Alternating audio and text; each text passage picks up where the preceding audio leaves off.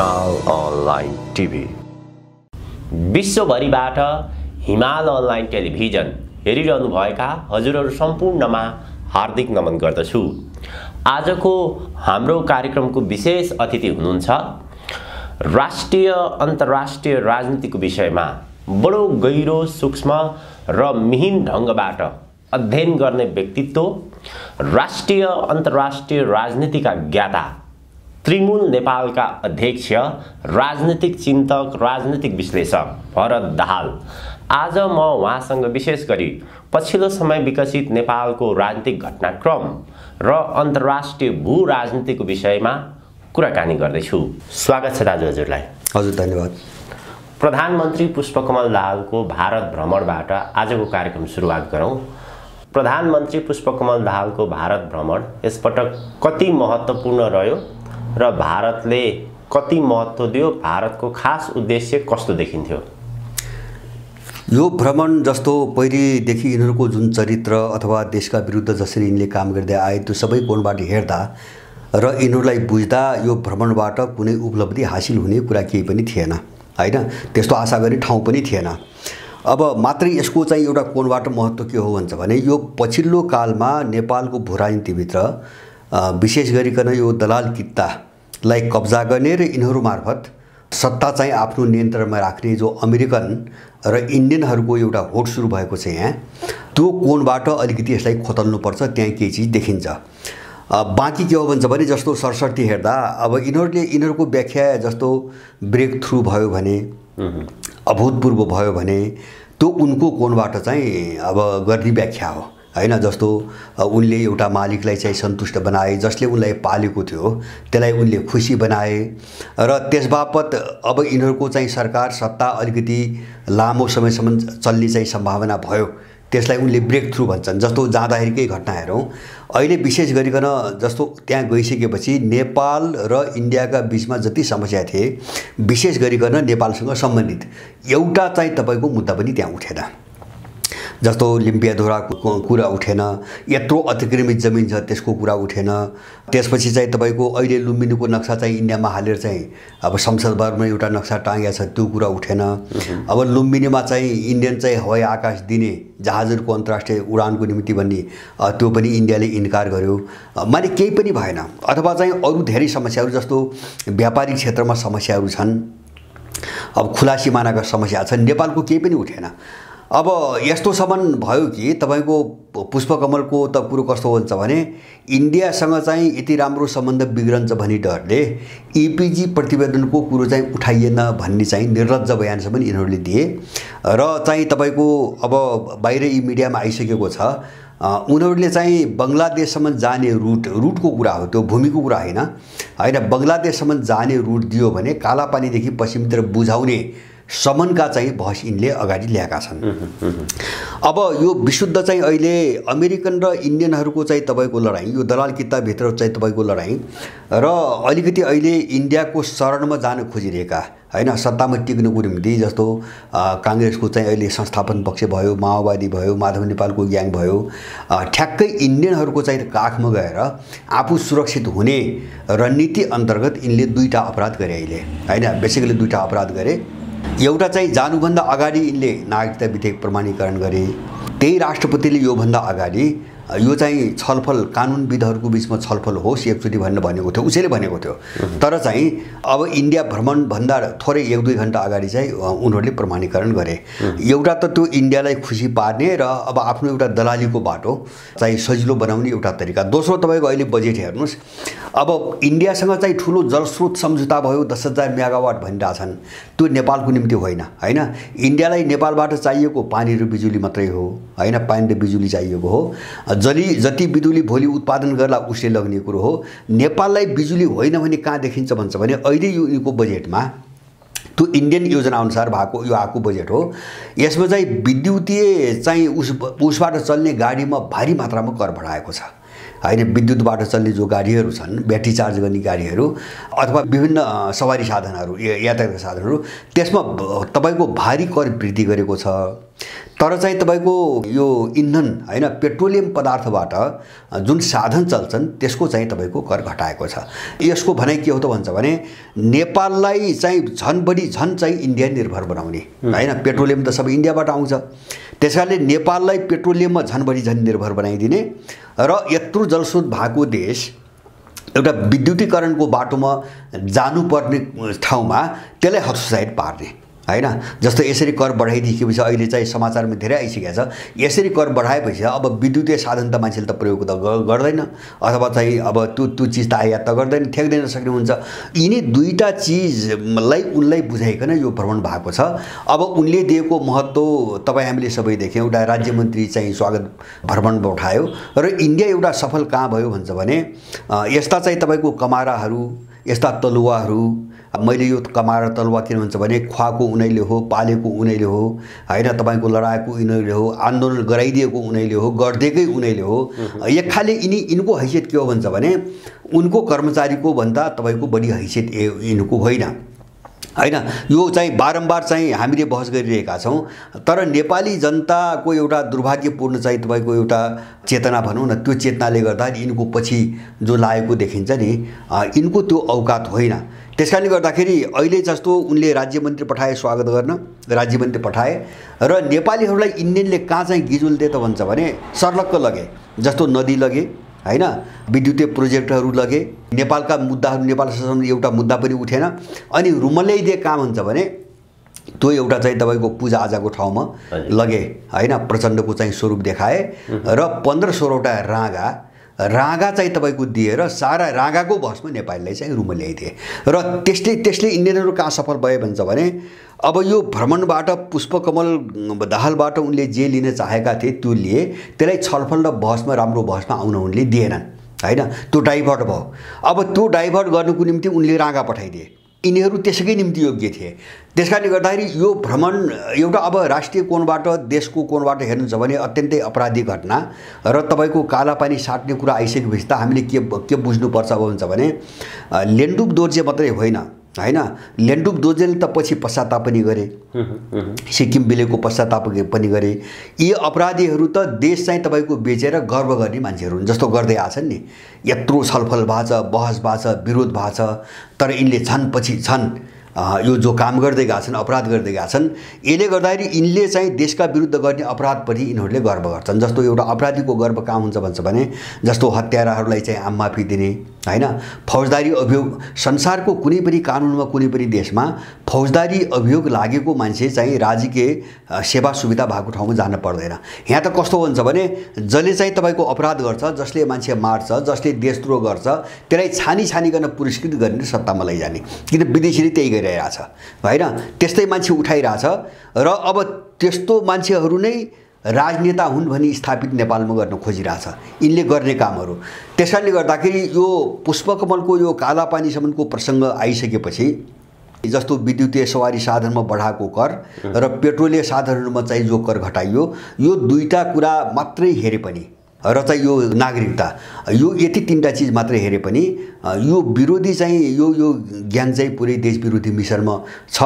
र यिनीहरूबाट झन् खतरा कहाँ बढ्यो भन्छ भने अब झनपछि झन् जब दिन प्रतिदिन नाङ्गिँदै गइरहेछन्, बदनाम हुँदै गइरहेछन्। जस्तो भुटानीका केस आए, अब सुनका जलहरीका केस आए, सारा थामथुम पारिरहेछन्, मिलिरहेछन्। जस्तो अहिले करको कुरोमा पनि आयो, उही जनार्दनको पाला जस्तो त्यहाँभित्र बजेटमा फेरि माफियाहरू पसेर कर हेरफेर गरे भन्ने कुरो आयो। 1-2 दिन चाहिँ तपाईँको रडाको मचाको जस्तो गरे, अहिले मिले हैन। त्यहाँभित्र त्यो करबाट आउने चाहिँ कमिसन चाहिँ बाँडफाँड भयो, त्यसपछि यिनीहरू मिले। त यसरी सङ्कट जति बढ्दैछ नि, यिनीहरूले आफ्नो अस्तित्व रक्षाको निम्ति झन् खतरनाक अपराधहरू गर्ने खतरा एकदमै बढ्दै गएको छ। अब यो के हो भन्छ भने एउटा नेपालको भूराजनीति जसरी यिनीहरूले भत्काए, बिगारे, असन्तुलित बनाए, त्यो एकदम आफ्नो चाहिँ उत्कर्षमा जाँदैछ र यसले चाहिँ एउटा ठुलो अनिष्ट देशमा एउटा ठुलो चाहिँ तपाईँको अप्रत्याशित कुनै चाहिँ तपाईँको दुर्घटना आउने सङ्केत एकदमै झन् बढेर गयो अहिले।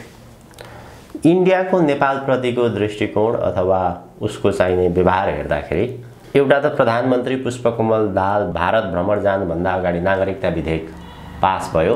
अर्को उसले अखण्ड भारतको नक्सा सार्वजनिक गर्यो, जसमा नेपालको कपिलवस्तु, लुम्बिनी र विराटनगर क्षेत्रहरू उसको नक्सामा समावेश गर्यो। भारतको खास उद्देश्य पछिल्लो समय हेर्दाखेरि प्राकृतिक स्रोतहरू त कब्जा गरि नै रहेको छ। उसको नेपालप्रतिको इन्ट्रेस्ट, नेपालको भूभागलाई भारतमै गाभ्ने हो कि अथवा अस्थिर अनियन्त्रित राजनीतिलाई सधैँ उसले चाहिँ चलाइरहने कस्तो देखिन्छ पछिल्लो उसको कदमहरू हेर्दाखेरि? तपाईको यिनको अन्तिम सोच एउटा छ, जस्तो त्यो सोच अनुसार विश्वको परिस्थिति नहुँदा अब यिनले चाहिँ नियन्त्रण गरिराख्ने, स्थायी रूपमा अलिकति दीर्घकालीन नियन्त्रण गरिराख्ने हिसाबले नै काम गर्छन्। तर इन्डियनहरू सबै इन्डियन भन्छ, तपाईको काङ्ग्रेस आई भन्नुहोस् अथवा चाहिँ तपाईको आरएसएस भन्नुहोस्, बिजेपी भन्नुहोस्, यिनको सबैको सोच के छ भन्छ भने दक्षिण नेपाल मात्र हैन, दक्षिण एसियाका कुनै पनि छिमेकीहरूको सार्वभौम अस्तित्व स्वीकार नगर्ने, जस्तो उनीहरू अखण्ड भारत भन्छन् नि। यद्यपि चाहिँ अब हामीले बुझ्ने कुरा के हो भन्छ भने, यथार्थता के हो भन्छ भने अहिलेको जो इन्डियाको सक्कल छ, यो सक्कल ब्रिटिसहरूले बनाएको, यो भन्दा अगाडि इन्डिया यो स्वरूपमा थिएन हैन। इन्डियाको यो आकारै होइन। इन्डियामा 550 राज्यहरू थिए, 550 देश थिए र उनले अखण्ड भारत, त्यो इन्डियनहरूको एउटा दरिद्र सोचको चाहिँ उपज हो। उनले अखण्ड भारत भनेको केलाई हो भन्छ भने हिजो सभ्यता र संस्कृतिको जो प्रभाव क्षेत्र थियो त्यो सबैलाई उनले भारत भनिरहेका छन्। जस्तो उनले इन्डोनेसिया, बर्मासम्मको कुरा गर्छन् हैन, उनले अफगानिस्तानसम्मको कुरा गर्छन्, उनले श्रीलङ्कासम्मको कुरा गर्छन्, उनले तिब्बतसम्मको मान सरोवर कैलाशलाई पनि तपाईको उनीहरूले अखण्ड भारतको हिस्सा भन्छन् हैन। अब त्यो कस्तो हो भन्छ भने जस्तो झनै झनै त्यसो हो भने त जस्तो EU छ, युरोप छ नि अहिले हैन, त्यसलाई एउटै देश भने जस्तो हो यो हैन इन्डियन। तर इन्डियाको जो भूगोल, जो टेरिटोरी हो, इन्डियाको चाहिँ तपाईको टेरिटोरी समग्र चाहिँ तपाईको क्षेत्र अहिले जो हामी देख्छौँ यो इतिहासमा कहिले पनि थिएन। यो ब्रिटिसहरूले आफ्नो चाहिँ व्यापारलाई, इन्डियाको अर्थतन्त्र र इन्डियामा उनले गरिरहेको व्यापारलाई एकीकरण गर्नको निम्ति हैन सबै राज्यहरूलाई उनले जोडे, एउटा प्रशासनिक चाहिँ संरचनामा ल्याए र तपाईको इन्डिया व्यापी रूपमा चाहिँ एउटा रेल यातायातको थालनी उनले गरे, विशुद्ध यस्ता धेरै गरे। अहिले इन्डिया जो बन्या हो त्यो अङ्ग्रेजले बनाएको, पूर्वाधार सबै अङ्ग्रेजले बनाएको, इन्डिया कहिले पनि थिएन, एउटा कुरा। र अर्को चाहिँ तपाईको उनलाई यो पछिल्लो कालमा एउटा भन्नु भने अब खतरा कहाँ आउँछ भन्छ भने जस्तो विश्वको चाहिँ भूराजनीतिमा पनि इन्डियाको तस्बिर अब कस्तो भएर अन्तिममा कस्तो भएर जान्छ त्यो अझै पनि एकदमै अनिश्चित छ। जस्तो बाहिर सरसर्ती हेर्दाखेरि तपाईको रुससँग चाहिँ तेल किनिरहेछ र अब चाहिँ तपाईको सैन्य क्षेत्रमा उसले ल्याउने हतियारहरू, प्रविधिहरू पहिलेदेखि सोभियत सङ्घ कालदेखि अलिकति बढी रुस निर्भर भएको हुनाले त्यो सबै छोड्न सकिरहेको छैन हैन। तर ऊ वास्तवमा जे हो, जस्तो वास्तवमा भनेको ऊ एउटा उपनिवेश हो। अहिले पनि इन्डिया एउटा उपनिवेश हो हैन, पश्चिमाहरूको उपनिवेश हो, ब्रिटिस उपनिवेश हो र यसरी गाँजेका छन् इन्डियालाई कि त्यो मानसिकता, त्यो स्कुलिङ र त्यो रणनीतिबाट ऊ बाहिर आउन सम्भव छैन, मैले देख्दिनँ। त्यसैको परिणाम हो हैन। जस्तो अमेरिकासँग बेका लगायतका विभिन्न सुरक्षा सम्झौता हुँदै अहिले कहाँ आइपुगेको छ भन्छ भने अमेरिकाले नेटो प्लस भनेर हैन एसियाका 5 देशलाई जो नेटोमा सामेल गर्ने कोसिस गरिरहेको छ, त्यसभित्र इन्डियाको पनि नाम छ र यसबारेमा चाहिँ तपाईको अमेरिका र इन्डियाको बिचमा एउटा चाहिँ राजदूत स्तरमा त छलफल अगाडि बढिसक्यो। अब विदेश मन्त्री स्तरमा चाहिँ तपाईको के अरे चाहिँ रक्षा मन्त्री स्तरमा पनि यो छलफल अगाडि बढ्दैछ र सम्भवतः यो अहिले चाहिँ इन्डियनहरूको जो चाहिँ अमेरिका भ्रमण हुँदैछ मोदीको यही महिनामा, त्यो भ्रमणमा यो एजेन्डामा कुराकानी हुँदैछ। इन्डियनहरू सकारात्मक छन् हैन, क्वाडमा त पहिलेदेखि बसेका छन्, इन्डो पेसिफिक भनेर चीनलाई घेर्ने रणनीतिमा पहिलेदेखि बसेका छन्। यसले के देखाउँछ भन्छ भने इन्डियनहरूको निकटता झनपछि झन चाहिँ पश्चिमाहरूसँग बढ्दै गएको छ। एउटा सामान्य व्यापारिक प्रश्नमा बाहेक हैन, व्यापारिक जस्तो तेलको कारोबार भयो, चीनसँग चाहिँ तपाईको व्यापारिक कारोबार भयो, त्यो त उनको बाध्यता हो। तर जो सामरिक चाहिँ तपाईको नीति छ त्यो नीतिमा उनीहरू पहिले पनि पश्चिमाहरूसँगै थिए र अहिले पनि उनीहरू पश्चिमाहरूसँगै छन्। मैले ट्रेन्ड त्यही देख्छु। अब यसले के बुझाउँछ भन्छ भने पहिलो कुरो त यसको क्याम्प चाहिँ तपाईको साम्राज्यवादी क्याम्प हो। दोस्रो कुरा स्वयं इन्डिया एउटा कोलोनी हो, एउटा उपनिवेश हो हैन, अहिले पनि त्यो चाहिँ मुक्त हुन सकेको छैन। र करिब कस्तो हो भन्छ भने जस्तो अङ्ग्रेजहरूलाई जस्तो गोरा साम्राज्यवादी भन्छौँ, अब अनुहार फरक हो, यिनी काला अङ्ग्रेज हुन्, पुरै काला अङ्ग्रेजहरू हुन्। यिनको चाहिँ दिमागमा कहिले पनि चाहिँ तपाईँको राम्रो सोच आएन। त्यस कारणले अब खतरा के हुन्छ, मैले कुन बाटोमा भनेपछि एकछिन मान्नुहोस्, युक्रेन द्वन्द्वले संसारको जो भूराजनीति जसरी उथलपुथल बनाइरहेको छ त्यो सबै हेर्दाखेरि तपाईको अब पश्चिमा शक्तिहरू सफल हुने र उनको वर्चस्व पहिलेकै ठाउँमा आउने अब मैले सम्भावना टरिसकेको देख्छु। होला क्षति होला, युद्ध बढ्ला, व्यापक होला, तर उनीहरू पूर्व स्थानमा चाहिँ तपाईको आउने सम्भावना मैले एकदमै कमै देख्छु। अब त्यो बेला इन्डियाको भूमिका त्यही ढङ्गले होला हैन, त्यही ढङ्गले होला। तर मानौ एकछिन मानौ यसको उल्टो कल्पना गरौँ। यदि युक्रेन द्वन्द्वले अहिलेसम्मको टेन्डेन्सी भन्दा अर्को विपरीत बाटो लियो भने के हुन्छ भने चाहिँ इन्डियाले दक्षिण एसियाली देशहरूलाई राख्दैन। यसमा सबै स्पष्ट भए हुन्छ। दक्षिण एसियाली देशहरूलाई इन्डियाले राख्दैन हैन, उसले कब्जा गर्ने रणनीतिमा जान्छ, जस्तो पश्चिमा शक्तिहरू बलि भएको खण्डमा हैन। अब पश्चिमाहरूले उसलाई चाहिँ चीन विरुद्ध त्यही उसमा प्रयोग गर्न खोजिरहेका छन्। त्यसकारणले हामी सजग हुने के हो भन्छ भने भोलिको सम्भावना, विश्वको जो भूराजनीति छ यसलाई हेरिकन भोलि आउन सक्ने खतरा प्रति पनि हामी एकदमै सजग भएर अन्तर्राष्ट्रिय सम्पर्क सम्बन्ध पनि त्यही ढङ्गले अगाडि बढाउने एकदमै जरुरी देख्छु मैले हैन। त्यो भनेको के हो, जस्तो इन्डियाले 4 पटक त नाकाबन्दी लगायो नि, 28 सालदेखि यता हेर्नु भने 4 पटक नाकाबन्दी लगायो। एकछिन मानौ तिब्बत चीनको अङ्ग नहुन्थ्यो भने अथवा चीनको एउटा प्रान्त नहुन्थ्यो भने चारतिरबाट थुनेर त हामीलाई त उहिले मारिसक्यो हो नि, इन्डियाले उहिले मारिसक्यो हो, त्यो त अहिलेसम्म गर्दै आछ। त्यसकारणले गर्दाखेरि यो भूराजनीतिक लडाइँमा जस्तो नेपालीहरूले जस्तो चीनसँग, रुससँग अथवा जो पश्चिमासँग लडिरहेछन् उनीसँगको सहकार्य, उनीहरूप्रतिको सद्भाव र उनीसँगको निकटताको प्रश्नमा अलिकति गम्भीरतापूर्वक सोच्न सकेनौँ र आम जनतामा यो चाहिँ तपाईको एउटा कुरो पुर्याउन सकेनौँ भने भोलि हामी अस्तित्व समाप्त हुने एउटा जोखिममा हामी पर्न सक्ने खतरा छ, त्यो आउन सक्छ। र यसको अर्को एउटा पाटो पनि के छ भन्छ भने जस्तो त्यो जोखिममा इन्डिया पनि छ। मलाई लाग्छ तपाईको अब पश्चिमी कित्ताबाट अलग भयो भने इन्डिया रहला, तर चाहिँ पश्चिमा कित्तामा बसेर रुसकै विरुद्ध अलिकति यताउति मात्रै, चीनसँग त सम्बन्ध छैन नै उसको, पाकिस्तानसँग छैन, त्यो त सबैलाई थाहा भएको कुरो हो। रुससँग अलिकति तलमाथि हुने बित्तिकै इन्डिया चाहिँ तपाईको 1 दर्जन टुक्रामा चाहिँ टुक्रिने सम्भावना छ। किन एउटा राष्ट्रको रूपमा इन्डिया जोडिएकै छैन, उसको ठुलो सैन्य शक्तिले, मिलिटरी पावरले जोडेको देश हो। त्यो मिलिटरी पावर बाहेक अरू कुनै पनि कोणबाट होल इन्डियाभरि बस्ने मान्छेहरूले आफूलाई इन्डियन मान्दैन। होल इन्डियाभरि चाहिँ सारा पृथकतावादी आन्दोलनहरू चाहिँ खालिस्तानदेखि लिएर उत्तर पूर्वी इन्डियासम्म र दक्षिण इन्डियासम्म सारा त्यस्तै छ।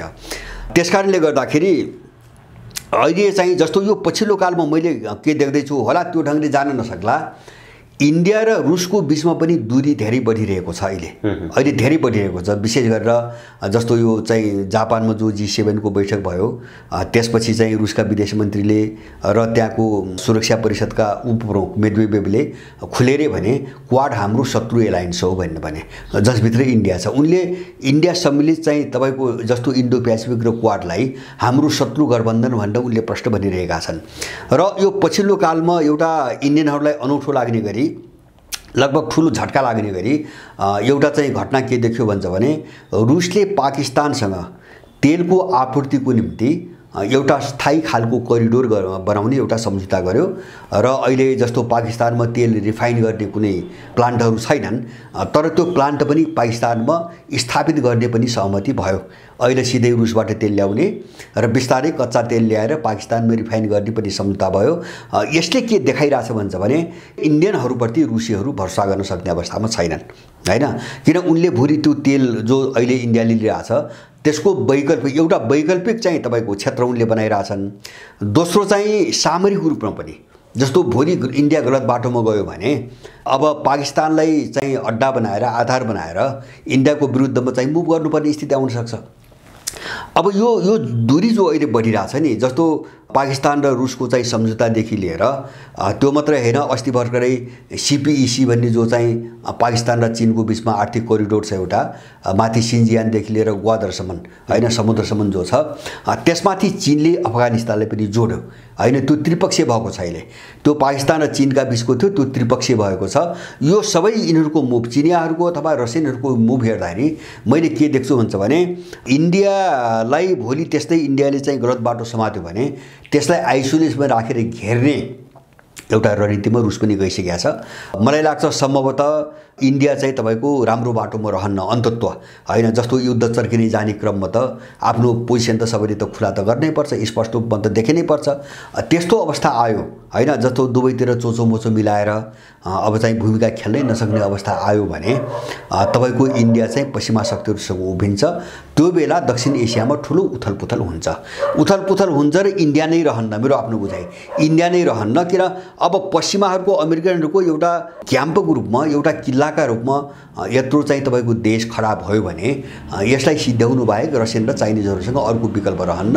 अब त्यो दिशातिर गएको हुनाले हामी इन्डियनहरूबाट हमेसा सजग रहन जरुरी छ। जस्तो नेपालको थाई अवरोध होला अहिलेको तात्कालिक कारणले, जस्तो हामी छलफल गर्छौँ नि अमेरिकन युरोपियन भन्छौँ, जस्तो विशेष गरेर धार्मिक सांस्कृतिक क्षेत्रमा, जातीय क्षेत्रमा, लैङ्गिक क्षेत्रमा जो विग्रह, जो विकृति ल्याउन यिनले भूमिका खेलिरहेका छन्, विभाजन ल्याउन, यो कोणबाट उनीहरूसँग हामी लडिरहेका छौँ होइन।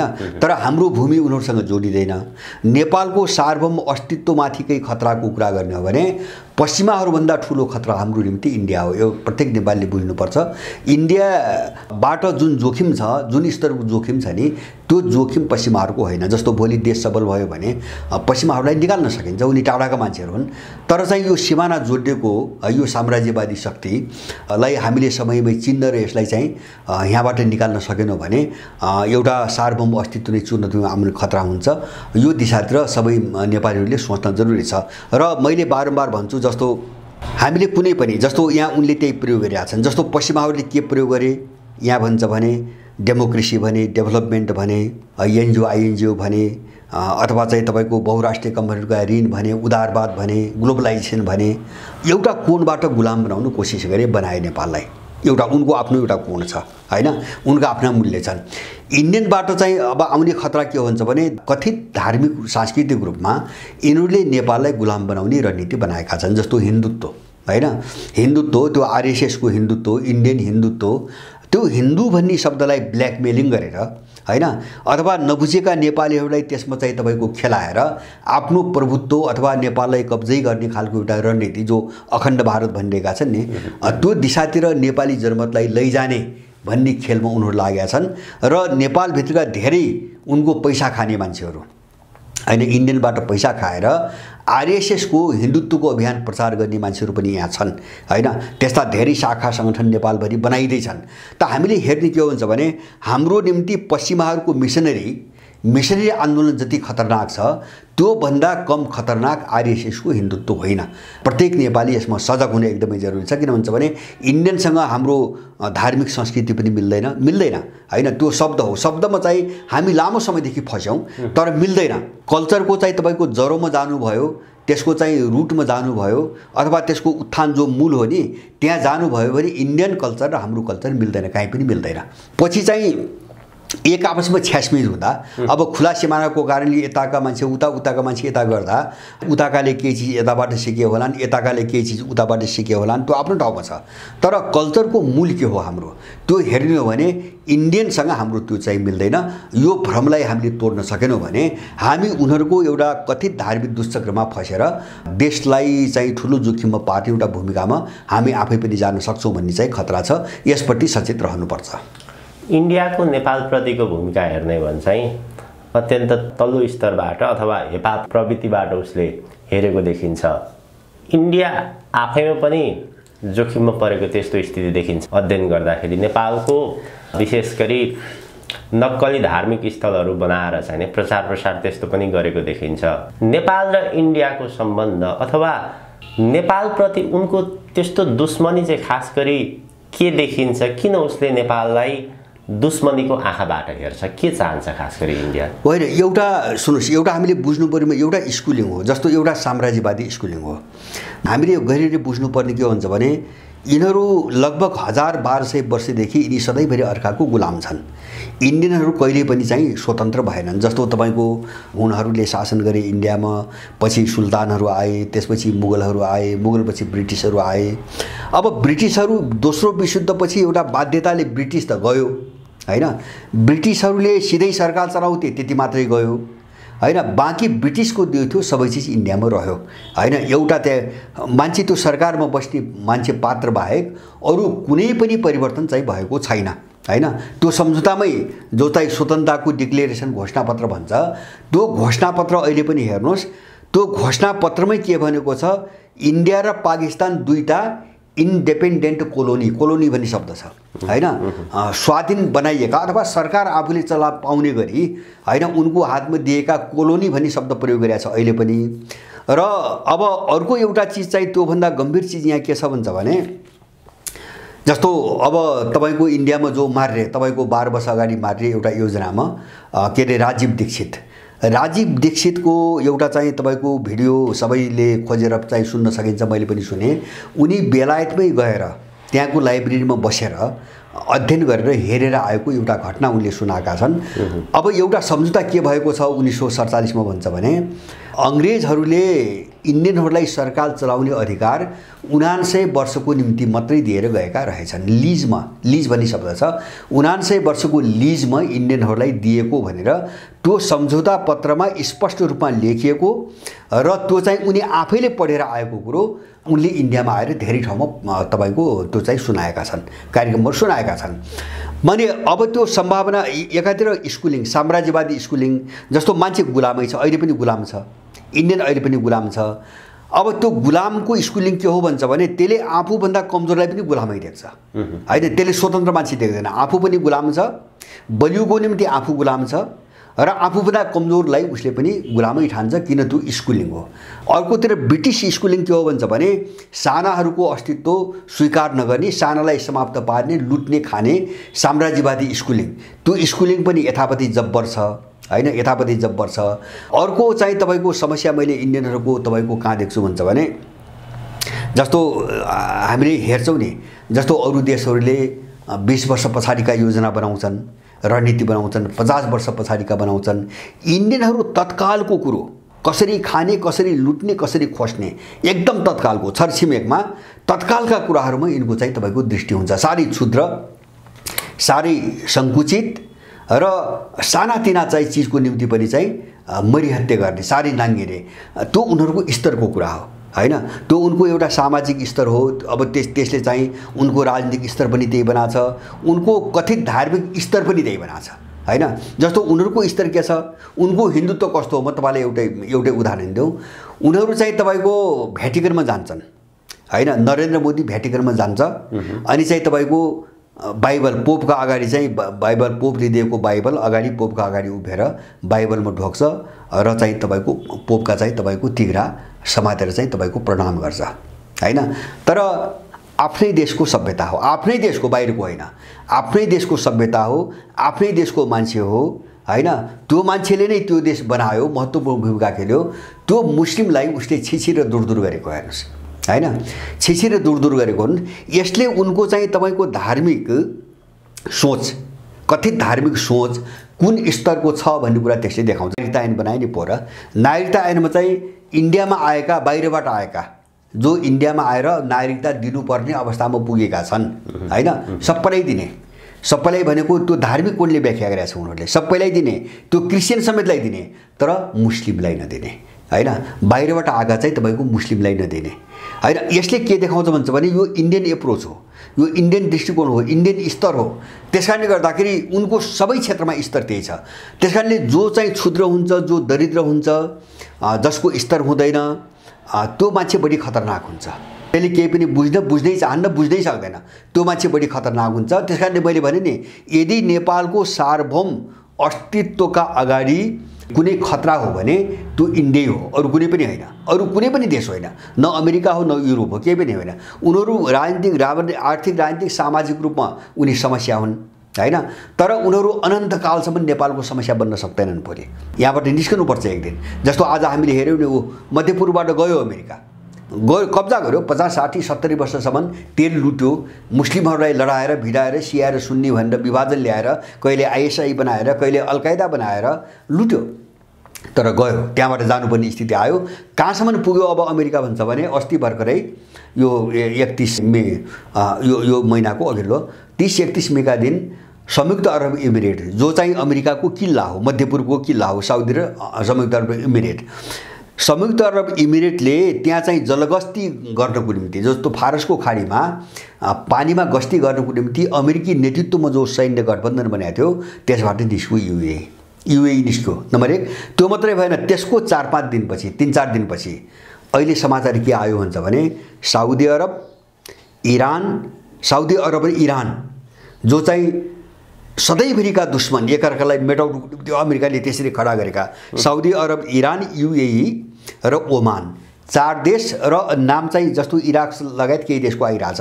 विशेष यिनी 4 देश मिलाएर एउटा आफ्नो जोइन्ट नेभल फोर्स बनाउने हैन, फारसको खाडीमा गस्ती गर्नको निम्ति, त्यहाँ चाहिँ तब आवागमनको सुरक्षाको निम्ति यी 4 देशले आफ्नो चाहिँ संयुक्त सैन्य शक्ति निर्माण गर्ने चाहिँ तपाईको बाटोमा गए। त्यो चाहिँ इरानको जर्नल बोले भनेपछि अमेरिका गयो, अब मध्यपूर्वबाट अमेरिका गइसक्यो भनेपछि नेपालबाट पनि जान्छ। मैले त्यो भन्न खोजेको अनि टाढाको हो, तर इन्डिया ठुलो समस्या हो, हामीले यति बुझ्नुपर्छ र मलाई विश्वास छ र त्यो सबै नेपालीले बुझ्नुपर्छ। इन्डिया कहिल्यै पनि सुध्रिनेवाला छैन। इन्डिया कहिले पनि सुध्रन्न, त्यसको मानसिकता कहिले पनि सुध्रन्न। त्यो सधैँको निम्ति साम्राज्यवादी हो। यसको निम्ति या त इन्डिया चकनाचुर भएर टुक्रिनुपर्छ हैन, या त भने त्यहाँ चाहिँ देशभक्तिपूर्ण ठुलो उथलपुथल हैन भएर चाहिँ एउटा अलि राम्रो सोच भएको शक्ति आउनुपर्छ। त्यो सम्भावना मैले निकट वर्षमै 20-25 वर्ष यता मैले त्यो सम्भावना देख्दिनँ। त्यसकारणले इन्डियालाई कसरी कमजोर बनाउने, उसका विरुद्ध प्रतिरोधको एउटा वातावरण कसरी बनाउने, यसमा चाहिँ हामी सजग भएनौँ, हामी अफेन्सिभ पोजिसनमा, आक्रामक तपाईको पोजिसनमा हामी बसेनौँ भने, जस्तो यहाँ दलालहरूले बहकाउँछन् नि, जस्तो यहाँ सुनिन्छ राजाले दिन लाछ अरे हैन, अथवा हिन्दू राज्य घोषणा गरिदिने उनले हैन। कमाराहरूको दिमाग हेर्नुस् न, यहाँका कमाराहरूको दिमाग। घोषणा एउटा विदेशीले गर्ने, यिनको बरकत छैन, यिनको ताकत छैन, किन त्यो गुलामहरूको विशेषता हो हैन। त्यो मालिकले गरिदिन्छ भने त्यो गुलामहरूको विशेषता हो हैन। यस्तो चिजले हाम्रो देशलाई सिध्याउने खतरा एकदमै बढेको छ र यस्तो कुरा गर्ने मान्छेहरूबाट एकदमै होशियार हुन एकदमै जरुरी देख्छु मैले। त्यसकारणले गर्दाखेरि त्यो चाहे चाहिँ इन्डियाले हिन्दू राज्य घोषणा गरिदिन्छ भन्नेहरू हुन्, चाहे इन्डियाले राजा ल्याइदिन थाल्यो भन्नेहरू हुन्, चाहे चाहिँ इन्डियाको एजेन्ट भएर चाहिँ तपाईको रको कर्मचारी भएर चाहिँ सूचना बेच्नेहरू हुन्, चाहे चाहिँ तपाईको इन्डियन मिसनमा नेपाल विरुद्ध चाहिँ तपाईको मिसनमा जोडिएका बाबुराम जस्ता मान्छेहरू हुन्। अब सार एउटै हो, सबैको सार एउटै हो। सार देश विरोधी हैन हरकत हो, सार चाहिँ नेपाल विरोधी चाहिँ अपराध हो। त्यसकारणले यसलाई एकदम छुट्टा छुट्टै कुनै चिल्ला मिठा शब्दहरू चाहिँ प्रयोग गरेको देख्दैमा, जसले कसैले हिन्दू भन्छ हैन, धेरै मान्छेलाई चाहिँ राम्रो शब्द लाग्न सक्छ, कसैले राजा भन्छ राम्रो शब्द लाग्न सक्छ, तर त्यो शब्दभित्र के छ हामीले हेर्ने थियो। त्यसकारणले यो सबै चिजको विरुद्धमा एउटा लडाईँ कसरी सङ्गठित गर्ने, कसरी चाहिँ एउटा स्पष्ट सोचका साथ चाहिँ नेपालीहरूलाई एकजुट गराउने भन्ने आवश्यकता छ। इन्डिया एकदमै आक्रामक हुने सम्भावना एकदमै बढेर गएको छ अहिले। इन्डियन प्रधानमन्त्री नरेन्द्र मोदी अरू प्रधानमन्त्रीको तुलनामा अथवा कांग्रेस आएपछि विशेष गरी नेपाल र विश्वको परिस्थिति बुझेको, त्यसरी व्याख्या विश्लेषण पनि गर्ने गरिन्थ्यो। तर नेहरू अथवा गान्धी भन्दा नेपालप्रतिको दृष्टिकोण चाहिँ उसको खास त्यस्तो फरक केही पनि छैन। नेहरू र गान्धीकै दृष्टिकोणबाट नरेन्द्र मोदीले नेपाललाई हेर्छ, त्यस्तो देखियो अहिले चाहिँ। होइन, नेहरू र गान्धी चाहिँ मोदीहरूमा अन्तर छैन भन्ने मात्रै होइन, नेहरूभन्दा धेरै खतरनाक छन् यिनीहरू। नेहरूभन्दा धेरै खतरनाक। जस्तो अहिले नेहरूको विरुद्धमा यिनको आलोचना के छ भन्छ भने, यिनको आलोचना अहिले इन्डियामा बहस चलिरहेको छ नि त, उही बेला नेपाललाई चाहिँ गाभ्न इन्कार गर्नु अथवा चाहिँ विलम्ब गरेर चाहिँ मौका गुमाउनु नेहरूको ठुलो गल्ती थियो भनेर अहिले बिजेपीले बहस गरिरहेछ, आरएसएसले गरिरहेछ। उनले नेपाललाई चाहिँ इन्डियामा त्यही बेला हैन, सिक्किमभन्दा धेरै पहिले त्यो बेलाको परिस्थितिमा नेपाल गाभी हुन्थ्यो हैन। यसको सम्पूर्ण दोष नेहरूलाई जान्छ, उसले गर्दाखेरि चाहिँ परिस्थिति बिग्रेको हो भनेर आरएसएस बिजेपीले अहिले पनि भाषण गरिरहेछन्। नम्बर 1। नम्बर 2 हामीले बुझ्ने के हो भन्छ भने, नेहरूहरूको कुनै औपचारिक नीतिमा अखण्ड भारत छैन, उनको त्यो मेन्टालिटी हो हैन। नेहरूको जस्तो उनको त्यो मनोवैज्ञानिक अथवा चाहिँ माने भोलि त्यस्तो परिस्थिति बन्यो भने डकुमेन्टेसन गर्दा हुनुहुन्थ्यो, तर उनको त्यो मेन्टालिटी हो, यिनको डकुमेन्टेसन हो हैन। जस्तो आरएसएसले अखण्ड भारत भनेर तपाईँ नक्सा देख्नु न, उनले प्रकाशन गरेका नक्सा यिनीहरू आधिकारिक ढङ्गले आएका छन्। त्यसकारणले नेहरूको सरकार अथवा गान्धी परिवारको सरकार र नेहरू र त्यसपछि गान्धी भनौँ न, अब यो नेहरूको स्कुलिङ भन्दा आरएससीको स्कुलिङ नेपालको निम्ति धेरै खतरनाक छ, छिमेकीहरूको निम्ति धेरै खतरनाक छ। यो कति खतरनाक छ तपाईँ आफै अनुमान गर्नुहोस्। त्यसपछि जस्तो यो काङ्ग्रेस आएको सरकार हुँदासम्म एउटा अलिकति राम्रो सम्बन्ध भएको जो बङ्गलादेश हो, इन्डियासँग, बङ्गलादेश र मालदिप्सकै उदाहरण लियौँ हामीले, पाकिस्तान छोडिकन। अहिले चाहिँ तपाईँको यो आरएसएस सत्तामा आएपछि, बिजेपी सत्तामा आएपछि यति दूरी बढ्यो कि अहिले इन्डियनहरूले भनिरहेका छन्, जस्तो बङ्गलादेश अब पुरै चिनिया किताबमा चिनले लगिसक्यो भनिरहेछन्, मालदिप्सलाई त्यही आरोप लगाइरहेछन्, श्रीलङ्कालाई त्यही आरोप लगाइरहेछन्। किन यस्तो भयो त? जस्तो यी देशहरूले हिजोको आफ्नो नीतिमा यत्रो ठुलो परिवर्तन किन ल्याएर भन्दाखेरि इन्डियाबाट खतरा बढ्दै गयो। आरएसएस त बुझिरहेछन् नि, उनले आरएसएस त बुझिरहेछन् उसको रणनीति के हो भन्ने कुरा। त्यसकारणले सुरक्षाको निम्ति उनीहरू इन्डियाबाट झनपछि झन् टाढा हुँदै गइरहेछन्, एकदमै टाढा हुँदै गइरहेछन्। र अब हाम्रो यथार्थ पनि यही हो। तर एउटा अपवाद भनौँ, जस्तो एउटा अपवाद यहाँ कस्तो भयो भन्छ भने नेपालको एउटा परिवेश राणा शासन विरुद्ध अथवा पञ्चायतकाल विरुद्ध, राजाहरूका विरुद्ध तपाईँको आन्दोलन गराइदिने, सहयोग गर्ने, लडाउने, यसको नाममा चाहिँ जो इन्डियनहरूले यहाँका पार्टीलाई पाले, खुवाए, बसाए, झनै उनकै कर्मचारीको रूपमा काम गरे। काङ्ग्रेस मात्र होइन, काङ्ग्रेसको त स्थापना उनीहरूले आफ्नै आन्दोलनको निम्ति गरे हो, नेपालको निम्ति होइन। त्यो त चाहिँ तपाईँको अङ्ग्रेजका विरुद्ध, काङ्ग्रेसले त सबै अङ्ग्रेजकै विरुद्ध लड्यो इन्डियामा, होइन। अब राणाहरूका विरुद्धमा त त्यहाँबाट चाहिँ अङ्ग्रेजहरू हटिसकेपछि बल्ल राणाहरूका विरुद्धमा अलिकति सलबल आएको काङ्ग्रेस, अङ्ग्रेजहरू निस्किसकेपछि। जस्तो माओवादी देख्नुभयो, होइन, माओवादी देख्नुभयो, 10 वर्ष भात खुवाउने उनी हुन्, तालिम दिने उनी हुन्, बन्दुक दिने उनी हुन्, नेपाली मार्न लगाउने पनि उनी हुन्। त यस्तो अपराधी जत्थाले तपाईँको देशको विरुद्धमा के गर्छ के गर्दैन, हामीले यति हुँदैन। किन भन्छ भने भात पनि उसको खाएको छ, कर्मचारी पनि उसको छ, पैसा पनि उसकै खाएर राजनीति गरिरहेछ भनेपछि यो अपराधीले देशको निम्ति काम गर्छ यो जमातले। त्यसकारणले गर्दाखेरि यति बेला भनेको मैले जुन बेला 2-3टा विशेषता गर्नु पर्यो। जुन बेला यो दलाल जत्था चरम सङ्कटमा फसिरहेको छ, यो बेला यसले उद्दण्डतापूर्वक आफ्नो अस्तित्वको निम्ति होइन अकल्पनीय अपराध गर्ने सम्भावना छ।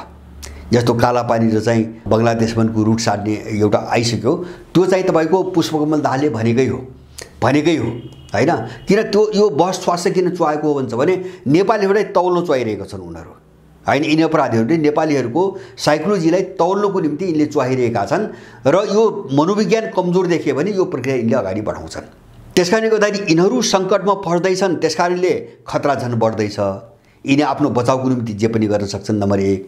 दोस्रो चाहिँ तपाईँको अहिले पछिल्लो कालका केही सङ्केतहरू है, सङ्केत हेर्दाखेरि इन्डियनहरू यो अमेरिकनहरूसँग झन्झन नजिक हुँदैछन् र नेटोमा पनि जाने कि भन्ने खालको यिनको दुर्पेक्षित छलफल नै सुरु भइसकेको छ। यो दोस्रो खतरनाक बिन्दु हो। जस्तो पश्चिममा केही युक्रेन द्वन्द्व त एकदम क्लाइमेक्समा जाँदैछ। अब त्यसले गर्दाखेरि भोलि एउटा पोजिसनमा सबै त बस्नै पर्छ। त्यो अवस्थामा गयो भने, त्यो साम्राज्यिकतामा गयो भने इन्डियाबाट चाहिँ तपाईँको खतरा एकदमै बढ्छ, अझै बढ्छ। अब यो सबै कोणबाट हामीले हेर्ने एउटा र अर्को चाहिँ यहाँको स्थानीय भनौँ न, यहाँको घरेलु राजनीतिभित्र सत्ता कब्जा गर्नुको निम्ति जस्तो तपाईँको अमेरिकनसँग उनको चाहिँ गठबन्धन भनेको चीनका विरुद्धमा हो, होइन। यहाँको आन्तरिक राजनीति कब्जा गर्नुको निम्ति र त्यही अमेरिकन र इन्डियनका बिचमा चरम उग्र लडाइँ पनि छ। र त्यो लडाइँ कसरी गइरहेछ भन्छ भने जस्तो अमेरिकाको सबै कन्ट्रोल पूर्ण रूपमा कन्ट्रोल भयो भने, होइन, हामी पनि समस्यामा फस्छौँ भने इन्डियन लागेको छ। त्यसकारण इन्डियनहरू साह्रै नाङ्गो रूपमा चाहिँ तपाईँको आउँदैछन् नेपालमा। जसरी अमेरिकनहरू आए, जसरी एमसिसीको पालादेखि उनीहरू धाक धम्कीको स्तरमा आए नि अमेरिकनहरू, इन्डियनहरू पनि त्यही रूपमा प्रस्तुत हुँदैछन्। अब यो 3टा कारणले अब अहिलेको जो भूराजनीति अगाडि बढिरहेछ नि, अब यसलाई अलिकति संवेदनशील ढङ्गले हेरेर जानुपर्छ र जोखिम एकदमै बढेको छ। र यो जो बढेको जोखिम हो, हामी चाहिँ अलिकति चाहिँ कुरो बुझेर एकजुट हुन सक्यौँ भने यो जोखिम टर्ने अथवा निस्कने सम्भावना पनि त्यत्तिकै अनुकूल हुँदै गएको छ। दुवै चिज सँगसँगै छ, खतरा पनि म्याक्सिमम बढिरहेको छ र यो दलदलबाट निस्कने सम्भावना पनि अत्यन्त बढिरहेको छ परिवेश। अब यो 2टा चिजलाई कसरी चाहिँ आफ्नो पक्षमा पार्ने भन्ने कुरा मात्रै हो। इन्डिया हाम्रो मित्र कहिले भन्दैन, मैले बुझेँ। इन्डिया साम्राज्यवादी देश हो, त्यो कुनै पनि छरछिमेकी र त्यसमा पनि नेपालको कहिल्यै मित्र बन्दैन। र अरू देशभन्दा त्यसले बढी नेपाललाई किन सताइराख्छ भन्छ भने, नेपाललाई किन फोकस गर्छ भन्छ भने नेपालबाट जुन स्वार्थ छ नेपालसँग त्यो स्वार्थ उसको बङ्गलादेशसँग छैन, त्यो श्रीलङ्कासँग छैन, त्यो मालदिप्ससँग छैन हैन। त्यही केही सामरिक मुद्दाहरू छन् र चाहिँ आर्थिक केही व्यापारिक मुद्दाहरू हुन्। जस्तो नेपाल त कस्तो भन्छ भने जस्तो चीनसँगको मुद्दा तिब्बत जोडिया छ उनीहरूको, त्यहाँ खेल्नेदेखि लिएर यत्रो पानीको सारा स्रोत, इन्डियाको सबै पानीको स्रोत चाहिँ तपाईँको नेपाल हो हैन। यो सबै कब्जा गर्नेदेखि लिएर उसका आफ्ना प्रत्यक्ष दैनिक जीवनसँग जोडिएका समस्याहरू छन्। त्यसकारणले इन्डियाले अरू देशहरूलाई छोड्ला नसकेपछि हैन, तर नेपालको मामिला लिएर अन्तिम बिन्दुसम्म यसले एउटा अपराध गर्ने हदसम्म उत्रन्छ। त्यसैको नतिजा हो। जस्तो नागरिकता विधेयक संविधान जारी भइसकेर पनि यस्ता मुद्दाहरू किन सुल्झेनन्, किन बार उनले दबाब दिएर यसलाई बल्झाइराख्छन्? त उनको धेरै ठुलो रणनीति छ, नेपाल खाने धेरै ठुलो रणनीति छ। त्यसकारणले इन्डियाप्रति विश्वास कति पनि गर्न हुँदैन। जसले इन्डियालाई बडो सदाशय नेपालको चाहिँ मित्र देशको रूपमा प्रस्तुत गर्छन् ती दलालहरूसँग सबैभन्दा बढी होशियार हुनुपर्ने परिस्थिति अहिले आएको छ नेपालमा। यो कुरा प्रत्येक नेपालीले बुझ्नुपर्छ। नेपाल र भारतको सम्बन्धको विषयमा केही नेपालीहरू, केही बौद्धिक वर्गहरू के भन्छन् भने नेपाल र भारत छिमेकी राष्ट्र हो, सीमा जोडिएको, छिमेकी साट्न सकिँदैन, एक अर्का मिलेरै जानुपर्छ। नेपालका मानिसहरू पनि इन्डियामा जान्छन्, इन्डियाका मानिस पनि नेपालमा आउँछन्, भिजा सिस्टम छैन। अब नेपालको जो अहिलेको परिस्थिति छ, सीमानाका जोडिएको छ, भारतबाट नै दाल चामल चिनी सबै कुरा भारतबाट नै आउँछ। यदि नेपाल र भारत बीचको सीमा बन्द हुने हो भने, सम्बन्ध बिग्रिने हो भने चाहिँ नेपालीहरू भोकभोकै मर्ने अवस्था छ। त्यसकारणले हामीले भारतप्रति नकारात्मक दृष्टिकोण राख्नुपर्ने, खोक्रो राष्ट्रवादले केही पनि हुँदैन, किनभने हामी सक्षम छैनौँ, हामी भोकभोकै मर्छौँ भन्ने जो एउटा चाहिँ विचार छ, यसलाई कसरी लिन सकिन्छ? साँच्चै नेपाल र भारतको सम्बन्ध बिग्रियो, नाका बन्द भयो भने नेपालीहरू व्यावहारिक रूपमा चाहिँ के भोकभोकै मर्ने अवस्था छ कि अथवा इन्डिया बिना पनि नेपाल बाँच्न सक्ने अवस्था रहन्छ, अथवा गलत बुझाइ हो यो? यसो जस्तो छरछिमेकीसँग सम्बन्ध राम्रो हुनुपर्छ, बिगार्नु हुन्न, त्यो सबैले बुझ्या कुरा हो हैन। तर यहाँ गुलामहरूको न्यारेटिभ, गुलामहरू मात्रै भन्दैन, पेरोलमा बसेकाहरूको न्यारेटिभ, जसले उनीहरूको जागिर खान्छन्, जसले मासिक तलब खान्छन् अथवा जसले कुनै अपराध गरे बापत मोटो रकम असुल्छन्, उनको स्कुलिङ के छ भन्छ भने देशलाई उनको डिजाइनमा चाहिँ धरापमा पार्दै जाने, छिन्नभिन्न बनाउँदै जाने, अनि इन्डिया नभएर हामी बाँच्नै सक्दैनौँ भन्ने एउटा न्यारेटिभ प्रचार गर्दै जाने। जस्तो नेपालमा त खाद्यान्नमा त आत्मनिर्भर थियो नि, त्यो पञ्चायतकालमा त हामीले देख्यौँ नि त सबैले हैन। नेपाल सधैँभरि इन्डियाबाट चाहिँ किनेर खानै पर्ने देश हो हैन। अहिले पनि म भन्छु जस्तो नेपालमा भएको कुनै एउटा क्षेत्र मात्रै समात्दिनुस्, यहाँ धेरै क्षेत्रलाई समात्नु पर्दैन। तपाईँ जङ्गल हैन, जस्तो काठ उद्योगलाई एउटा ठुलो प्रोजेक्ट बनाइदिएर चाहिँ समात्दिनुस् हैन, अथवा चाहिँ हाइड्रोलाई एउटा ठुलो प्रोजेक्ट बनाएर चाहिँ अगाडि बढाइदिनुस्, अथवा चाहिँ जडीबुटीलाई एउटा प्रोजेक्ट बनाएर समात्दिनुस्, कृषिलाई बनाइदिनुस्। एउटै सेक्टरले नेपाल आत्मनिर्भर बन्छ र एउटै सेक्टरले मात्रै नेपालमा बेरोजगारी पूर्ण रूपमा अन्त्य हुन्छ। नेपालसँग त्यति स्रोत साधन छ, तर किन हामी चाहिँ भारत नभएपछि बाँच्दैनौँ भन्ने ठाउँमा पुग्यौँ? तपाईँले भारत नभएपछि बाँच्दैन भने जसले भनेको छैन उसले पुर्याएको, त्यो अपराधीले देशलाई बर्बाद पारिकन होइन अहिले एउटा उनले न्यारेटिभ बनाइरहेछन् इन्डिया नभइकन नेपाल आत्मनिर्भर हुन्छ मात्रै। के हो भन्छ भने हिजोको अवस्था त्यो पनि 1-2 दशक अगाडिको कुरा के हो भन्छ भने अन्तर्राष्ट्रिय व्यापारको निम्ति हैन, एउटा पारवाहनको निम्ति उसले हामीलाई ठाउँ दिएको थिएन। जस्तो अन्तर्राष्ट्रिय कानुनले दिनुपर्ने बाटो पनि उसले अहिलेसम्म दिइरहेको छैन हैन। जस्तो हामी त बङ्गालको खाडीमा जान सक्थ्यौँ नि, त्यो बाटो अन्तर्राष्ट्रिय कानुनले दिनुपर्छ भन्छ, तर उसले दिइरहेको छैन। किन भन्छ भने नेपालमा जति पनि सत्ता छन् सबै उसकै कर्मचारी भए, उसले परिचालन गरेका अपराधहरू हैन, अपराधी देशविरोधी अपराधीहरू भए। अब तर यसको समस्या पनि त सुल्झ्यो। जस्तो जमाना त 10 वर्ष अगाडिको छैन नि त। जस्तो चीनसँग चाहिँ तपाईँको ओलीकै पालामा, यद्यपि कारणमा उनले लगेनन्, ओलीकै पालामा 5 वटा चाहिँ तपाईँको बन्दरगाह प्रयोग गर्ने सम्झौता भएको छ। त्यसमध्ये 2टा सामुद्रिक बन्दरगाह छन्, 3टा सुक्खा बन्दरगाह छन् हैन। नेपाल कहीँ पनि मर्दैन। फेरि अर्को चिज के हो भन्छ भने अब खाद्यान्नलाई जस्तो कृषि लगायत यिनले कसरी कृषि लगायत हामीसँग आएको स्रोत साधन परिचालन गर्यो, त्यही कृषिलाई खाद्यान्नलाई चाहिँ तपाईँको राज्यले राम्रोसँग चाहिँ अब एउटा अगाडि बढाउने हो भने नेपालले किनेर केही पनि खानु पर्दैन। त्यो सबै पर्याप्त चाहिँ तपाईँको जमिन नेपालमा छ, त्यो पर्याप्त चाहिँ प्रशस्त चाहिँ तपाईँको मौसम नेपालमा छ होइन, हावापानी नेपालमा छ, होइन पर्याप्त पानी नेपालमा छ, त्यसको सिँचाइको निम्ति पर्याप्त पानी छ, यिनले नगरेर उनले एउटा न्यारेटिभ बनाइरहेछ। म तपाईँलाई उदाहरण दिन्छु, नेपाल जस्ता देशहरू छन् कि छैनन्? कसरी त्यस्तो विकसित भए त? होइन, कसरी विकसित भए त? जस्तो चाहिँ हामीले चाहिँ छिमेकीसँग दुश्मनी गर्ने भने त होइन नि, कि त्यसको मतलब के छिमेकीसँग दुश्मनी गर्न हुन्न, हामीले भात खान पान्नु भनेर अनि उसले जे गर्छ त्यो त मान्दै जाने भने हो? होइन, त्यो त तपाईँको अन्धराष्ट्रवाद भन्ने, उग्र राष्ट्रवाद भन्ने, तिन त भाट हुन्, तिन त दिमाग कुहेका मान्छेहरू हुन्, तिनको दिमागले कामै गर्दैन। गोबरभन्दा केही पनि छैन, सडेको गोबरभन्दा तिनको दिमागमा केही पनि छैन। यत्रो जमिन चाहिँ तपाईँको अतिक्रमण गरेको छ, कब्जा गरेको छ, होइन, यत्रो मान्छेलाई नागरिक बनाइरहेछ, होइन, यत्रो चाहिँ तपाईँको अत्याचार छ, सारा मान्छेले यसको माइक्रो म्यानेजमेन्टको नाममा एउटा शाखा अधिकृतसम्म उसले भर्ती गरिरहेको छ नेपालमा। माथिल्लो ओहदाको कुरै छोडिदिनुहोस्, होइन, शाखा अधिकृतसम्म भर्ती गरिरहेको छ। र उसले कस्तो बनाएको छ भन्छ भने नेपालका सबै कर्मचारी कार्यालयका ब्याङ्क खाताहरू तपाईँको इन्डियन ब्याङ्कमा छन्, एभरेस्ट ब्याङ्कमा छन्, त्यहाँबाट सबै सूचना उसले लिएको छ। नेपालको सबै कर्मचारीहरूको सूचना उसको हातमा छ। त्यो सूचनाबाट उसले प्रत्येक व्यक्तिसँग डिल गरेर आफ्नो काम गरिरहेको छ, किनेर, होइन, देशलाई यहाँ पुर्याउने। अनि चाहिँ इन्डियासँग सम्बन्ध बिग्रियो, इन्डियाको यो चिजको विरोध गर्दाखेरि अन्तर्राष्ट्रवाद भन्ने त यिनी त जानवर पनि बन्न नसकेका मान्छेहरू हुन्, यिनी जानवर पनि भएको छैनन्, होइन, त्यो चेतना पनि यिनीसँग छैन। यस्ता नीच र पतितहरूको चाहिँ कुरामा लागेर देश पनि काम लाग्दैन, यहाँको मान्छे पनि काम लाग्दैन। छन् एउटा चाहिँ मैत्रीपूर्ण सम्बन्ध भयो भने मैत्रीपूर्ण सम्बन्ध हुन्छ, होइन भने लडेर पनि बसेका छन्, होइन। ऊ साम्राज्यवादी हुँदासम्म नेपाल लडेर किन बाँच्न सक्दैन? इजरायल कसरी बाँचेको छ?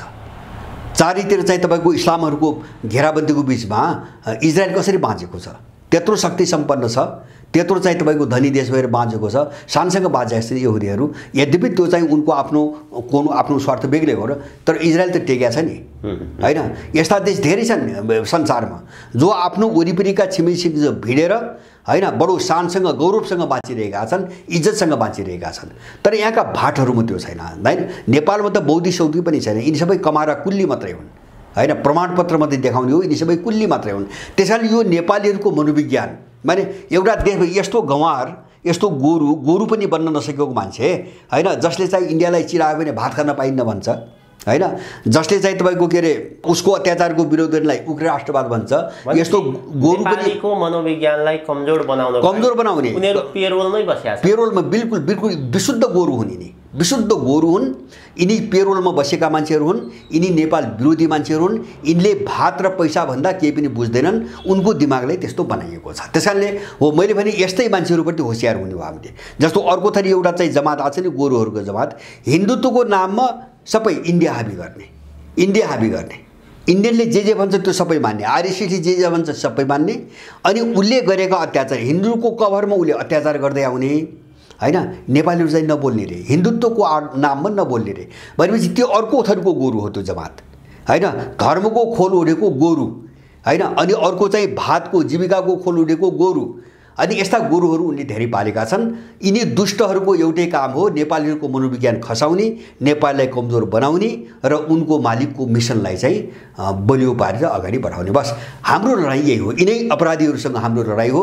यसमा एकदमै सजग हुन जरुरी छ। पछिल्लो समय यो 72 सालमा भारतले जो नाकाबन्दी गर्यो, नाकाबन्दी हुँदाखेरि अनिवार्य आवश्यकताको समस्या देखियो। यस्ता समस्याहरू चाहिँ कतिपय हिसाबमा कमजोर देखाउनको लागि योजनाबद्ध रूपमा पनि अभाव भएको त्यहाँ देखाइन्छ। कस्तो हुन्छ, अथवा यो त्यस्तै नै हो? होइन, उनीहरूले त्यो देखाउँछन्, तर के भन्छ भने मैले अघि भने परिस्थिति त्यो छैन, परिस्थिति त्यो अब छैन। जस्तो उनले हिजोसम्म त्यो स्थिति थियो, जस्तो बिचबिचमा 46 सालमा गरे नि यिनले, 46 सालमा पनि नाकाबन्दी लगाए, त्योभन्दा पनि अगाडि लगाए। जस्तो अहिले चिज के हुन्छ भने इन्डियाले नाकाबन्दी लगाएर न धान चामल आउन यहाँ रोकिने स्थिति छ, न चाहिँ तपाईँको तेल आउन रोकिने स्थिति छ। चीनले उही बेला भने होइन, अब इन्धन सबै हामी चाहिँ आपूर्ति गर्छौँ, नगर्याती यिनले हो नि, नगर्याती यिनले हो। अब सधैँभरि उसले पालेको छ, उसको खाएर आएको छ, एकछिन चाहिँ घुर्की त देखाए, होइन, अब तपाईँको बारी गरे जस्तो गरे, तर चाहिँ तपाईँको चीनसँगको सम्झौता कायम त गरेन। जस्तो ट्रान्सपोर्टको चाहिँ सारा चाहिँ नाका पनि उसले दिइसकेका छ, सामुद्रिक बन्दरगाह पनि दिएको छ, अब सुक्खा बन्दरगाह पनि दिएको छ, त्यहाँबाट दाल चामल पनि आउँछ। अब यिनी वस्तु जो बजारको वस्तु हो त्यो त लगभग सबै चाइनिजै बजार छ यहाँ, होइन? के चिजले मर्छ? यिनले एउटा अडान मात्रै राखिदिने, एउटा गतिलो देश भन्ने दिमाग भएको एउटा व्यक्ति त्यो चाहिँ प्रधानमन्त्री भएर अडान मात्रै राखिदिनु भने इन्डिया त कहाँ छ भन्छ भने खुट्टामा ढोग्न, रुँदै खुट्टामा ढोग्न आउँछ इन्डिया, खुट्टै ढोग्न आउँछ। हामी केही अप्ठ्यारो पर्दैन, होइन? केही पनि रोकिँदैन, होइन? यस्तो ग्लोबलाइजेसन भन्छन् उनीहरू, होइन? विश्व यस्तो साँगुरिसक्यो सञ्चारको कोणबाट अथवा चाहिँ तपाईँको यातायातको कोणबाट, सारा चिजबाट भइसक्यो भनेपछि तिब्बत चाहिँ तपाईँको स्वर्ग भइसक्यो। हेर्दा हेर्दै तिब्बत स्वर्ग भइसक्यो। सारा बाटोघाटो र चाहिँ तपाईँको विकासले रोकिने केही पो होइन, तर गुलामहरूको मानसिकता हो, त्यो नेरेटिभ हो, एउटा नेरेटिभ हो, उनले त्यो बनाउनु खोजिरहेछन्। इन्डियासँग हामीले केही गर्नु पर्दैन, हाम्रो देशको पक्षमा अडान मात्रै राखिदिनु, उसको विरुद्धमा हामीले केही गर्नु छैन, केही पनि गर्नु छैन। तैँले यस्तो यस्तो अपराध अत्याचार गर्दै आछस्, हामीले एकमुष्ट ढङ्गले तसँग डिल गर्छौँ। अब एउटा मुद्दामा एजेन्डामा हामी कुरो गर्दैनौँ, तसँगको सम्बन्ध पुनर्विचार हुन्छ। अब एकमुष्ट एउटा प्याकेजमा हामी डिल गर्छौँ भनेर एउटा मान्छे अड्डी मात्रै दियोस्, इन्डियाको हालत के हुन्छ भन्ने कुरा त्यो दुनियाँले पनि बुझाएको छ, हामीले पनि बुझाएको छौँ। यो अपराधी देश विरोधी जत्थाले चाहिँ त्यो नगरेको हो। किन भन्छ भने यसको स्कुलिङ नै देश विरोधी छ, यसको राजनीतिक स्कुलिङ नै देश विरोधी छ। विदेशी रिझाउने, देश सक्ने, लुट मचाउने, बस यो तीनटा स्कुलिङमा आएका दलहरू हुन्, उनले सत्तामा ल्याएका मान्छेहरू हुन्। यिनले गर्दाखेरि देश यस्तो भएको, देशमा समस्या अरू मैले केही पनि देख्दिनँ। हामी कार्यक्रमको लगभग अन्त्यतर्फ छौँ है। भर्खरै मात्र युक्रेनको निप्रो नदीको बाँध भत्किएको छ। यो बाँध भत्किएपछि लगभग 1 लाख मानिसहरू प्रभावित हुने देखिएको छ। युक्रेनले आरोप के लगाइरहेको छ भने रुसले भत्काएको भनेर भनेको छ। यो अहिलेको परिस्थितिलाई कसरी हेर्न सकिन्छ? अब यो जस्तो अहिले यो काखोक्का जो बाँध भत्कियो खेर्सोनको, अब यसमा आरोप प्रत्यारोप छ, होइन? दुवैले एकअर्कालाई आरोप लगाएका छन्। तर मलाई के लाग्छ भन्छ भने त्यो बाँधको जो पानी हो त्यही पानीले क्रिमियालाई बचाएको थियो।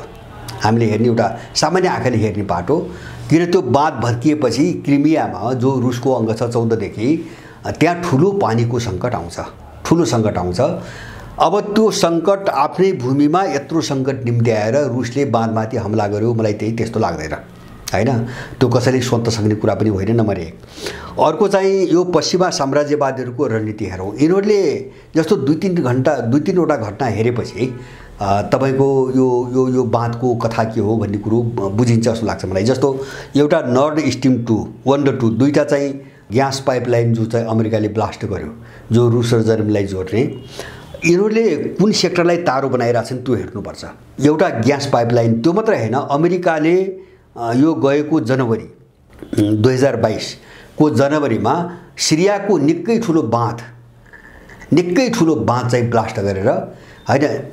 कुनै त्यो सेड्युलमै नभएको, उसको आक्रमणको सूचीमै नभएको बाँध ड्यामेज गरेको छ, होइन? त्यो खानेपानी र चाहिँ तपाईँको सिँचाइ अथवा चाहिँ विद्युतको एउटा सङ्कट ल्याउनुको निम्ति सिरियामा 2022मा अब 1 वर्ष अगाडि उसले बमबारी गरेर चाहिँ ध्वस्त बनाएको छ। र अहिले कुरो त्यही हो। अब यो बाँधको कुरो कहाँबाट आयो भन्छ भने एउटा त खेर्सोनमा चाहिँ, खेर्सोन मात्रै होइन, क्रिमियासहित त्यो सबै क्षेत्रमा एउटा पानीको सङ्कट उत्पन्न गर्ने, पानी मात्र होइन, जस्तो बिजुलीको सङ्कट आयो, सिँचाइको सङ्कट आयो, खानेपानीको सङ्कट आयो। किनभने खेर्सोन भने त रुसले चाहिँ आफूमा गाविसकेका भूभाग हो। त्यहाँ त खेर्सोनको धेरै छेउमा एउटा भागमा चाहिँ तपाईँको अब युक्रेनहरूको गतिविधि छ। अब क्षेत्र त चाहिँ रुसी क्षेत्र हो त्यो, होइन? जस्तो त्यसको नजिकै जेपोरिजिया छ जहाँ न्युक्लियर पावर प्लान्ट छ। अब त्यो पावर प्लान्ट समेत चाहिँ ध्वंस हुने गरी, होइन, यो बातमाथि आक्रमण भएको छ। एउटा चाहिँ क्रिमिया सहितको ठुलो क्षेत्रमा चाहिँ पानी लगायत विद्युत सङ्कट उत्पन्न गर्न, र जेपोरिजियामा जो परमाणु प्लान्ट छ त्यो चाहिँ तपाईँको विस्फोट भयो, होइन? जस्तै चिसो गर्ने एउटा प्रक्रियालाई चिसो राखिराख्नुपर्ने प्रक्रिया हुन्छ। अब त्यो भएन भने त्यहाँ चाहिँ तातिन्छ, सारा तातेर चाहिँ युरेनियम तातेर चाहिँ तपाईँको विस्फोट हुने खतरा बढ्छ। अब त्यो भयो भने एउटा ठुलो चाहिँ तपाईँको रेडिएसन, होइन, युरोपभरि फैलन्छ र त्यसले एउटा डरलाग्दो मानव सङ्कट सिर्जना गर्छ। यो दिशातिर चाहिँ त्यो द्वन्द्व अगाडि गएको छ। हामीले भने माने त्यो बाँधको घटनापछि मैले के भन्छ भने युक्रेन द्वन्द्व अब एउटा नयाँ फड्कोतिर गयो, विशुद्ध नयाँ फड्कोतिर गयो एक। र यो नतिजा के हो मैले बुझेको भन्छ भने यो काउन्टर अफेन्सिभ भनेर यो 1 महिनादेखि युक्रेनी जेलेन्स्की कराइरहेछन् हैन। अब हामीले प्रतिरोधात्मक चाहिँ तपाईको आक्रमण हैन रुसमाथि अब अफेन्सिभ भएर जाने काउन्टर गर्ने भनेर हामी तयारी गरिरहेछौँ। उनले अहिले यो बाँधको घटनासम्म तेस्रो पटक पो प्रयास र यो तेस्रो यो पछिल्लो प्रयास नराम्रोसँग चाहिँ तपाईको असफल भएको छ। त्यहाँ भयो के भन्छ भने युक्रेनी सेनाहरू पनि धेरै मरे हैन। अनि चाहिँ तपाईको संसारको कुनै पनि हतियारले नष्ट गर्न नसक्ने भनेर प्रचार गरिएको हैन लियोपार्ड 2 भन्ने जो जर्मन निर्मित ट्याङ्क हो त्यो चाहिँ 8वटा ट्याङ्क चाहिँ तपाईको ध्वस्त पार्यो भर्खरै 3 दिन अगाडि 8वटा ट्याङ्कहरू ध्वस्त पारेको छ। र त्यति मात्र हैन अमेरिकाले दिएको जो चाहिँ तपाईको ट्याङ्कहरू अब झनै 12-16वटाको संख्यामा नष्ट गरेको छ। र उनीहरूले हाम्रा सबैभन्दा उन्नत स्तरको भनेर दिएका सबै हतियारहरू धमाधम ध्वस्त भइरहेका छन्। यसले गर्दाखेरि ठुलो विचलन छ अहिले पश्चिमाहरूमा हैन। अब त्योभन्दा राम्रो खालको हतियार उनीसँग छैन। लामो दूरीको हतियार त छ तर छोटो दूरीको मध्यम दूरीको तर गुणस्तरको हिसाबले त्योभन्दा उन्नत हतियार अमेरिकनहरूसँग छैन। अब त्यो पनि रुसीहरूले धमाधम नष्ट गर्दाखेरि यिनीहरूमा ठुलो आतंक सिर्जना भएको छ।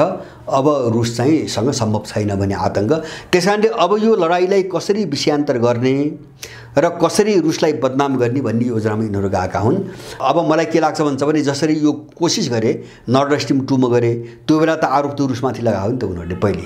जस्तो अहिले पनि यो बाँधमा युरोपियन युनियन नेटोको महासचिव अमेरिका जेलेन्स्की सबै बिना छानबिन त्यहाँ जाँदै नै गएर एकहरू रूपमा चाहिँ रुसमाथि आरोप लगाएर बोलिरहेछन्। किन सबै बनी बनाउँछ सबै बनी बनाउँछ। बरु यिनीहरू यो अपराधिक घटनासम्म आइसकेपछि अब युद्धले अर्को मोड लिन्छ। मलाई त्यस्तो लाग्छ युद्धले अर्को मोड लिन्छ र युद्ध अब चाहिँ केही समय लिनुका बावजुद युक्रेन द्वन्द्व चाहिँ तपाईको अब वार पारको दिशातिर गयो भन्ने म चाहिँ बुझ्छु यो ड्यामको घटनापछि।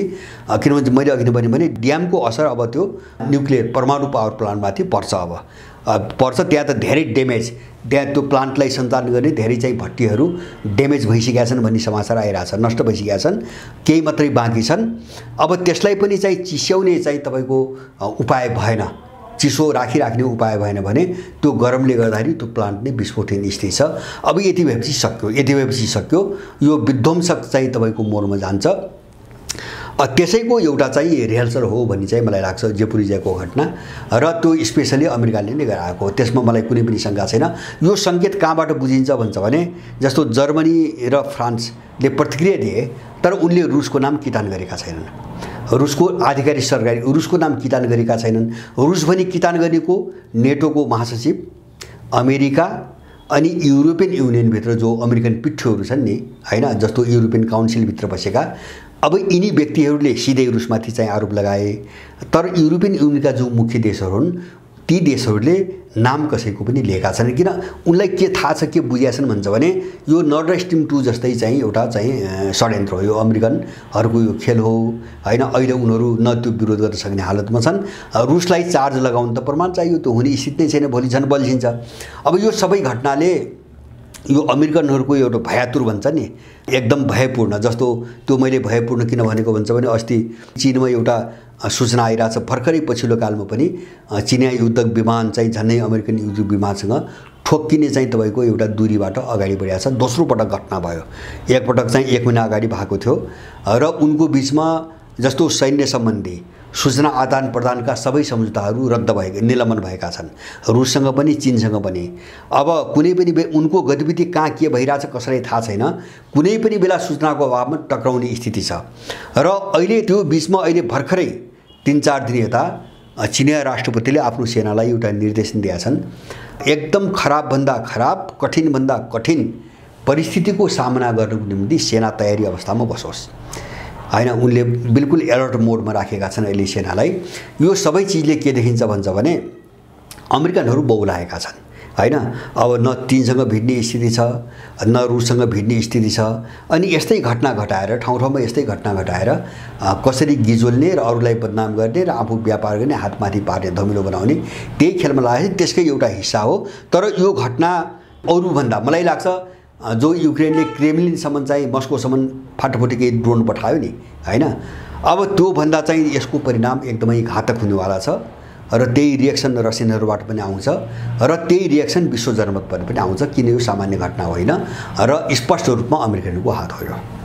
हस्, आजको हजुरको अत्यन्त महत्त्वपूर्ण समय र विचारप्रति धेरै धेरै आभार प्रकट गर्न चाहन्छु।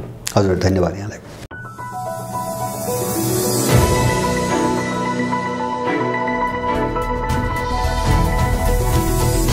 हिमाल अनलाइन टिभी।